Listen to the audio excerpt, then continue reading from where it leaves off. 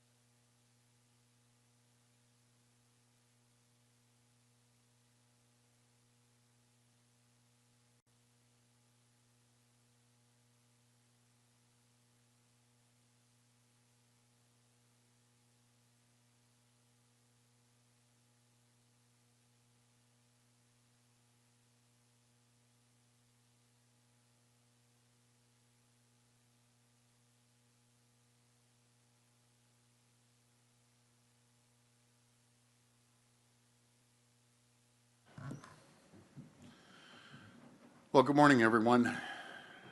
I'm back here this morning with Ministers Harris and Dunlop to provide another update on the fire situation and developments that have taken place over the weekend. We know that the fire is expanding from 650,000 hectares up to 735,000 hectares, so it's moving quickly, and as of this morning, there are a total of 190 wildland fires across Ontario. 56 of those are still considered not under control, 112 are being observed, and 6 are being held, and 16 are under control. We have 155 fire crews and approximately 80 water bombers and helicopters remain in operation across the north, with roughly 40 additional support aircraft ready to assist. 13 communities have been evacuated or are still in the process of evacuating, with a decision still pending on one additional community. Through Ontario Corps and partner organizations, we're supporting evacuees in municipalities across the province with increased 211 call center capacity by distributing hygiene kits, medical supplies, N95 masks, and food pallets, and by having volunteers on standby and ready to assist where they needed most. We're also deploying air purifiers, air scrubbers, and replacement filters to support impacted communities.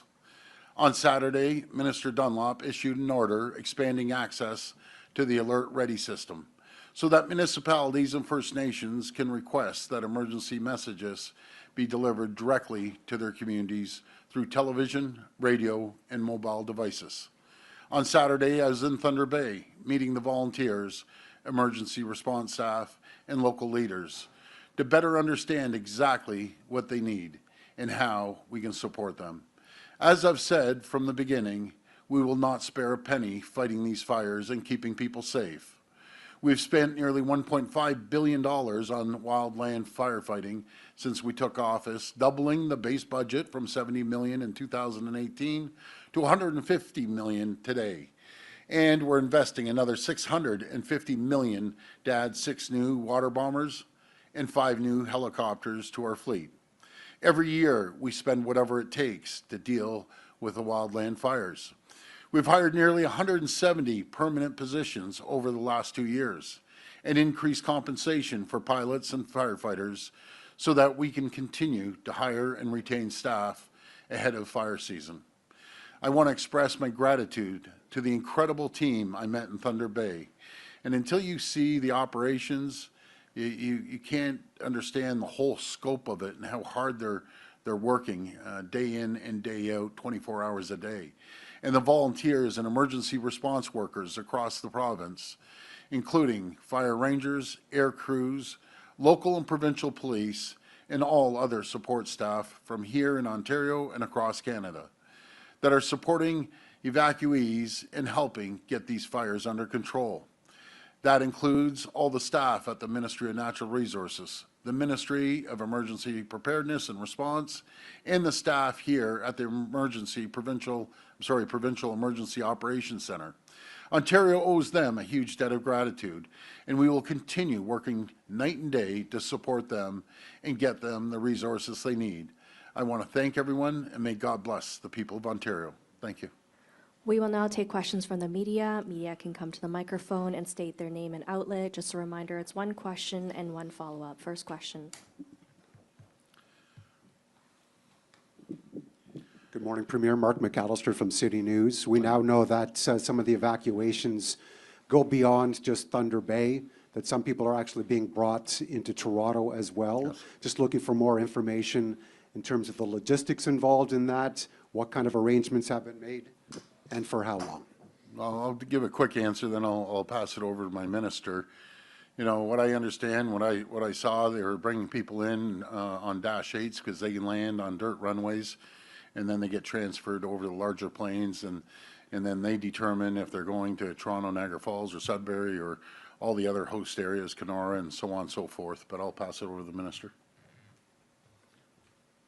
Thank you, Premier. And as of now, we've coordinated 13 evacuations. So they're in host cities like Thunder Bay, Kapuskasing, Sudbury, Barrie, and then Toronto has put their hand up as well as Niagara Falls. So a lot of coordination in those efforts, as you can, you would understand. And as the Premier said, they're flying typically into Thunder Bay or to Red Lake as a hub, and then from there going out to those host communities. So the folks at our Provincial Emergency Operations Center are coordinating calls every day with the different communities who are impacted and who are evacuating. We do have some that are self-evacuating as well. So we're working very diligently with those communities. But we have to look at things such as the healthcare capacity in the areas, hotel capacity, and the wraparound services as well. So we're working closely with the host communities to ensure that those services are provided once an organization or once a community is coming into a host city.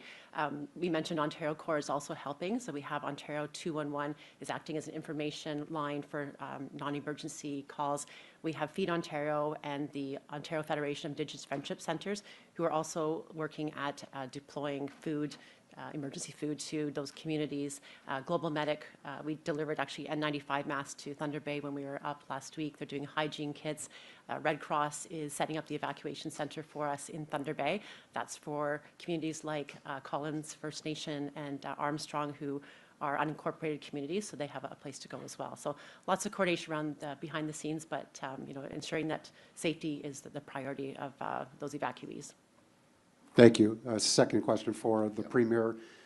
We've heard from a number of First Nations communities and the chiefs as well. We do know that Chief Fiddler at this point has called for more coordination between the province and the federal government. Could you elaborate on what exactly is being done on that point? Well, I'll be meeting the Prime Minister in the next day or so. I'll be heading over to PEI to meet the rest of the premiers. One of the topics are going to be a national fire strategy. We need the support from the federal government. They've been very good. They've given us 2 Dash 8 planes to spray the fire retardant down, but we need a large national fire strategy. We seem to be going through this every single year, if not ourselves and out in Manitoba, if you remember last year, and a little bit in Saskatchewan and Alberta and BC and Quebec, right now in Nova Scotia. So right across the country in fire season, unfortunately, they have lightning hits and some other areas that may start a fire, but mostly lightning hits. And it sounds like the minister wants to have a few words there. Actually, I'm going to add to that. I've been speaking with Chief Fiddler. We're on text message. I had a call with him last week. We actually have a call this afternoon to follow up on some of the items. So we've had great coordination with him as well. And I'll pass it on to Mr. Harris, too.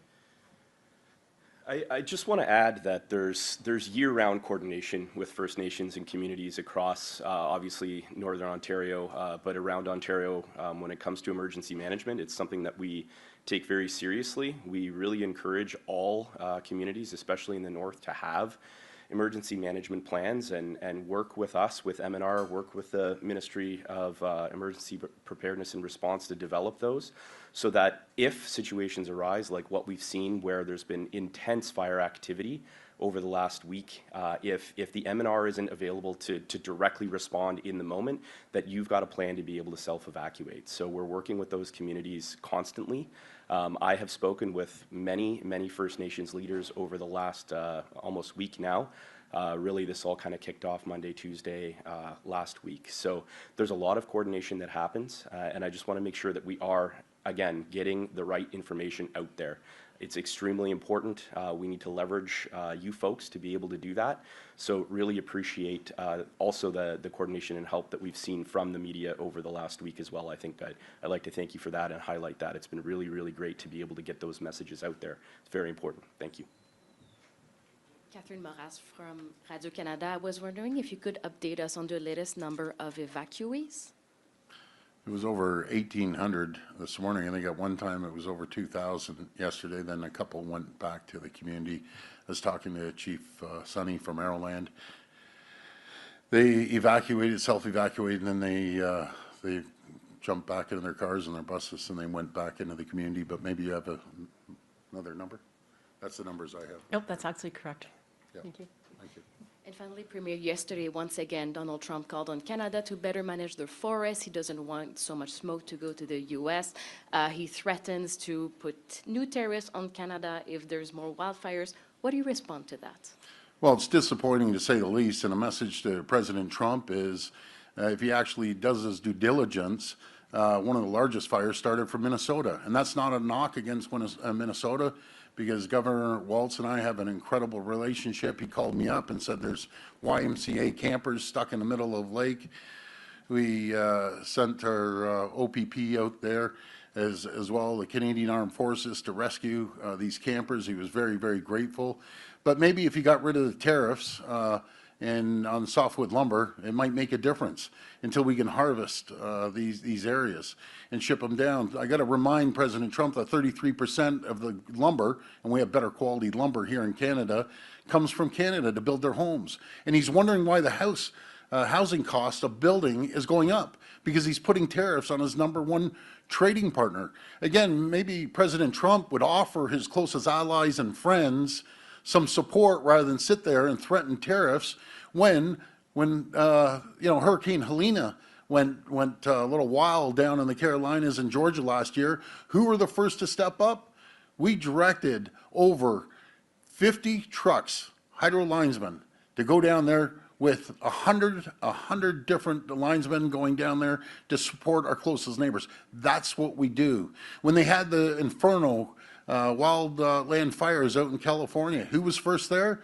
We were there. We sent 2 water bombers standby, right ready to go in there. We sent them out west until they could be deployed immediately. And we couldn't get the water in the planes because they had a problem. You got to remind President Trump that there's 3.9 million acres burning in the United States right now. And if we had resources, we would send them down to our closest friends and allies. So, you know something, rather than criticize and threaten Canada, your closest friends, maybe one day you're going to need our help like you did last year, and we deployed the people. I get frustrated just listening to that bunch of rubbish. And finally, last question. When you talk about the alert system that was changed over the weekend, can you explain us exactly what changed and how that's going to help communities deal with wildfires? Well, the Alert Ready system was already available to communities, so they have used it in the past for things like a boil water advisory. We used the system twice last year. It's just reminding municipalities and First Nation communities this is another tool in the toolbox that they can use. We've used the Alert Ready system 5 times this year for wildland fires, and we just want to encourage them and remind them that this system is here. The mayors, chiefs, community emergency management coordinators, as well as fire chiefs, have access to contact us here at the Provincial Emergency Operations Center 24/7, and to that those messages can get out within 20 minutes. So just another tool in the toolbox, and just reminding our partners that to please contact us so we can get that information out to communities quickly. And going back to President Trump, because he got me on a roll right now, with all the assets the U.S. has, and he's sitting there complaining, why don't you send up some water bombers? Why don't you start helping us like we would help you in a heartbeat? And we looked on the national data sheet down there, and I had to double check it because I find it astounding that they said over 40,000 fires. That's ridiculous. And I double checked if there was extra zeros in there, but anyways, you should support your neighbors. That's my message to the president. Sorry to go on a little rant, but it drives me crazy. Hi, Om Shanbag, Globe and Mail. Ontario currently has about 150 firefighting crews, about 40 short of the historical complement of 190, and 100 fewer than the number recommended by the union. Why are they short-staffed? Well, I'm going to answer this. You know, I talked to Greg Horton, head of the Firefighters Association. The guy's an absolute champion. We're in the midst of training our local firefighters to be able to go up into the wildland fires, and that's what we're doing. But isn't it amazing that not one fire chief, not the presidents of the association, have ever criticized us? They said the total opposite. There's no other government in the history of Ontario that has supported firefighters like our government has. And I encourage you to call every chief in the province, call the president of the Firefighters Association, and ask them how much we've supported our firefighters. He said it's unprecedented, but we're going to continue cross-training our firefighters so we can deploy firefighters from Toronto and the GTA and out in Ottawa and train them so they'll be able to be deployed. And I'd like to thank Matt Pegg, former Toronto Fire Chief, now the Deputy Minister. So, Matt, I don't want to bring you into this, but do you have any comments? You're good? You want to say a few words? Premier, if I might on that as well. Yeah. Sure. Okay. Thanks, Premier. Hi, everyone. I'll just say this. There is an extraordinary amount of collaboration that happens on a minute-to-minute and day-to-day basis across the Ontario Public Service. And obviously, my entry into the OPS is relatively new, but there literally, I'm here today with one of my colleagues, Deputy Minister Vanderdoom.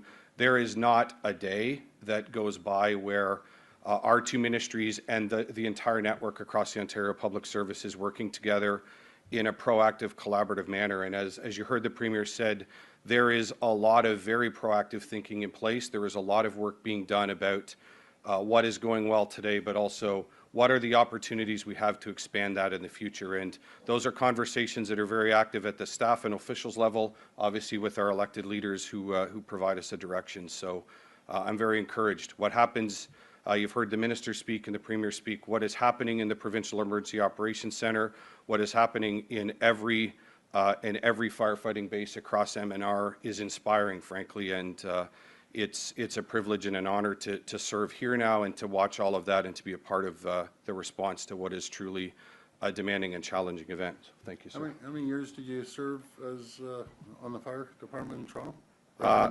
Just over 32 years of service in Thank you for your service. the fire service, sir. Thank you. Yeah. Just on the topic of staff, so we talk about sort of 155, 156 crews. Just to put that into context, that's well over 700 people. So there's usually about 4 to 5 people on a crew. So it seems like a bit of a small number, but we're talking about almost 1,000 fire rangers. These are the folks who actually get out there and are on the front lines, running hose through the bush, fighting those fires, setting up sprinklers around what we call values to protect them. So it's a pretty substantial number when you actually look at it. And we've also added over 100 people over the last year as well. So we're doing a lot. We've looked at our compensation model as well, which we've changed a little bit over the last year, and we've actually been able to retain the overwhelming majority of our crew leaders. So those are the folks who have a little bit more experience. Maybe they've been on the service for a few years, and they're the people who are sort of overseeing that crew unit. So there's a lot going on, and this, again, I keep saying this and reiterating it, making sure that we have the most pertinent, up-to-date, truthful information being portrayed to the public is extremely important. So I know you probably have a follow-up, and we're happy to hear it. Thank you. Minister Dunlop wrote in a letter Saturday that Ontario is expanding access to the National Alert Ready System. Her office and herself have later now said that it was only a message to reinforce and expand awareness of how the existing system works. What do you say to criticism that your government is framing past changes as new help? Well, as we said, it's to reiterate this tool in the toolbox for our municipalities. I gave the example of it being used 5 times this year, but what we took from Thunder Bay the other day when we met with some of the MNR staff, and the Premier said to them, what is it we can be doing to help you? What's the message you need? Where do you need help? And one of the things was ensuring that people know the Alert Ready system is there. And so that's what we're doing, is making sure that our municipalities, our First Nation leaders, our fire chiefs, our community emergency management coordinators can use that service, because obviously it hasn't been being used enough, and we want to ensure that adequate information is getting out to our communities and to members quickly. Hi, Tina Danny with the Trillium. Just going back to the staffing issue, given that these wildfires appear to they're more frequent, they're more intense, why not move Ontario to a year-round model where you have permanent staff as opposed to relying on seasonal staff and kind of catching up after the fact? Well, before I pass to the minister, as he said, we hired 100 last year, another 68 this year, so we're ramping it up. But over to you, Minister. Yeah, I think it's a good question. It's something we've talked about for years now. We actually just reclassified, again, our crew leaders, some of those senior leadership as full-time year-round staff now, which was very important. When we look at sort of, we'll just say that the general sort of wildland firefighter, a lot of them are students. They go to school through the winter. There's a lot of folks who also have other things that they do. I don't want to say on the side, but it's not as easy as just saying we're going to be a full-time force, because the folks who are actually out there doing the work are often doing some other things during the sort of the off season, if you want to call it that. So what we've tried to do is look at those people in those senior leadership positions, make sure that we're able to retain those staff. They're extremely, extremely important to us. We heard from them that that was a big piece. So we've been able to do that. We did that last year. So there's a lot of good things happening on that front. Thanks. And Premier, switching gears, I wanted to ask about Minister Cho, or former minister. He kind of misled the public when he said that he expensed those hotels because of late night sittings, because he expensed them during months where there were no late night sittings. So is it acceptable to you that a caucus member is lying to the public? It's unacceptable on spending taxpayers' money. He's no longer a minister, but Stan has paid every single penny back, as everyone will, to the taxpayers, and it's already been paid back. But what about the fact that he's misleading the public? Again, it's unacceptable to spend money of the taxpayers where, in my opinion, shouldn't have been spent. Hi, Premier. Colin DeMello from Global News. I'm here to ask as well about Stan Cho, but less about taxpayers, more about the riding association and donors to the PC party. Over the last 3 years, as MPP for Willowdale, Stan Cho has billed $100,000 for meals. That includes dinners at steakhouses, lobster restaurants, and a lot of joints in Yorkville. He's charged airline tickets outside of the riding, hotel stays at the Fairmont Chateau Laurier, and even the cost of renting a vehicle from a limousine company. Question you, Premier, what is the expectation for a donor to the Ontario Progressive Conservative Party? Are they to expect that their money will be spent fueling the lavish lifestyle of an MPP? No, again, it's totally unacceptable what Stan has done. He's paid back every single penny. And moving forward, the Board of Internal Economy, they're getting rid of that offer of staying in the city in hotels. But again, he's paid back every single penny, like every single other person will be doing. Okay, you're obviously speaking about the hotel charges charged to taxpayers. Anything. I'm talking about the donors. I don't think he's repaid about $100,000 plus of money taken from the Willowdale Riding Association. Sorry, you were going to say? No, go ahead. Is he going to remain a member of your caucus? Is this acceptable within your caucus to bill donors hundreds of thousands of dollars for meals, flights, and hotel rooms? Everything is unacceptable if you don't put it to the right place. So it's totally unacceptable. So the Riding Association is the right place then? No, again, Colin, it's unacceptable. And he's no longer a minister in our government. Richard Southern, 680 News Radio. As you say, Minister Cho did resign over the $16,000 in hotel expenses, but many other of your caucus members, Premier, spent even more. Nina Tangri, $19,000, and above them all, Hardeep Gurwal, $29,000 in hotel expenses, despite the fact that he's within commuting distance. My question, Premier, if you said Stan Cho did the right thing in resigning, should Mr. Gurwal resign as parliamentary assistant, and what consequences should he face, sir? Well, they're all paying it back, and it's unacceptable. If you guys think for a second I'm happy about this, you're wrong. It's unacceptable. They're all paying it back. Simple as that. There may be Ontarians, I'm sure, Premier, that will look at the $120,000 in hotel expenses and not see a huge difference between that and the almost $200,000 you charge taxpayers for costs related to your private jet, which you quickly sold. My question is, if you're directing your caucus members to pay back the hotel money, will you pay back the money for your private jet? Well, again, I love your questions. Can I tell you something? When I traveled out to Utah, when I traveled to South Carolina, guess where I ate? I ate at McDonald's. I pay out of my own pocket. I've never, ever charged the taxpayers. I'm the only premier in the history of this province that has a zero expense account. I'm going to repeat that, a zero expense account. So I don't expect people to have a zero expense account, even in the opposition, when they used to fly all over the world, spending hundreds of thousands of dollars going over to Asia and so on and so forth. I find it pretty ironic and hypocritical from the opposition politicizing it. I have zero time for anyone that doesn't respect the taxpayers' money, and we're going to continue doing it. But maybe what you should do is look into my expenses and find out that I have zero expenses. The only premier in the history of this province. And yes, I'm the only premier in the history of the province that didn't fly around in government planes. I flew commercial. And yes, I have to charter some too. So I respect the taxpayers. Simple as that. But again, I respect it. Next question. Good morning, Alyssa Mendez with the Canadian Press. Our reporter, who's in Thunder Bay, visited the evacuee reception center at the Fort Williams Garden area and was told that nobody has registered yet. We've also been told that there's a shortage of hotel rooms in Thunder Bay. Is this a case of people not being aware about the reception center, or are more evacuees just being diverted Well, from Thunder Bay? before I pass it to the minister, we saw it firsthand. They had over 150 beds, cots, hygiene packages, food to feed them, towels, showers, everything in the community center. So we're communicating it to the First Nations. Keep in mind, roughly about 1,800 evacuees have come out of their First Nations communities, and they're being spread out right across the province until there's not pressure on one area. But there's plenty of room, there's plenty of beds in Thunder Bay and in Toronto, in Niagara Falls, in Kenora, Red Lake, and so on and so forth, Sudbury and Sault Ste. Marie. Is Ontario concerned that that communication is not enough if people aren't registering? Well, go ahead, Jill.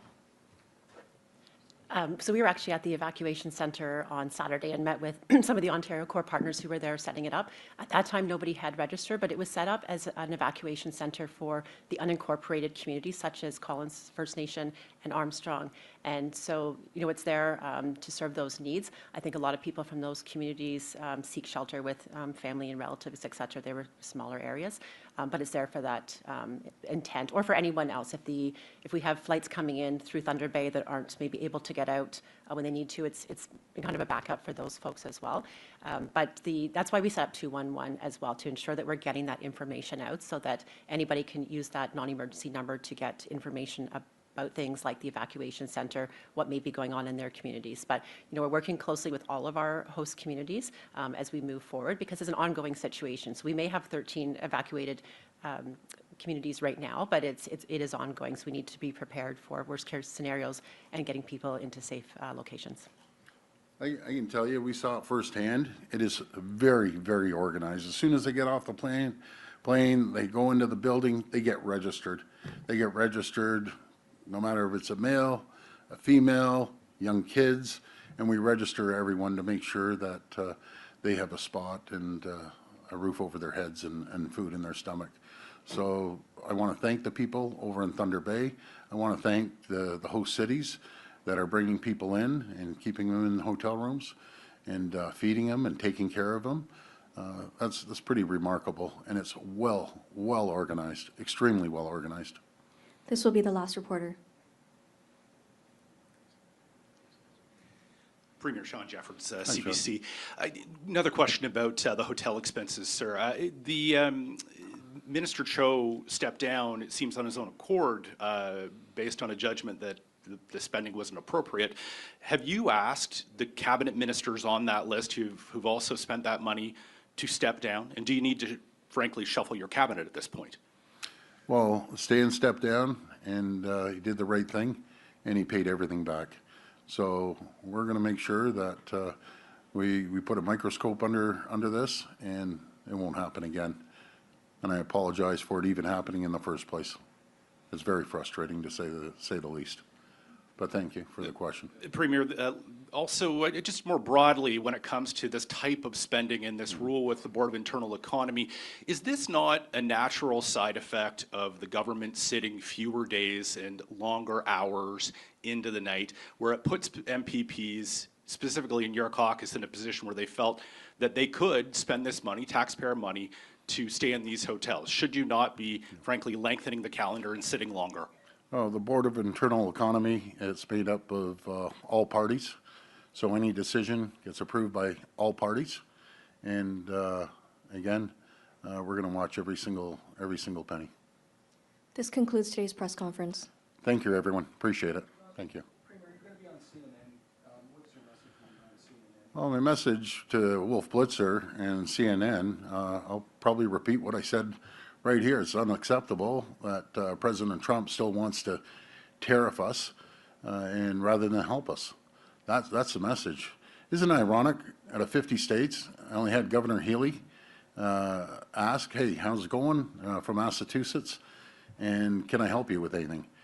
And rather than sit there and complain, why don't we see some help from President Trump and send up some water bombers, send up some wildland firefighters.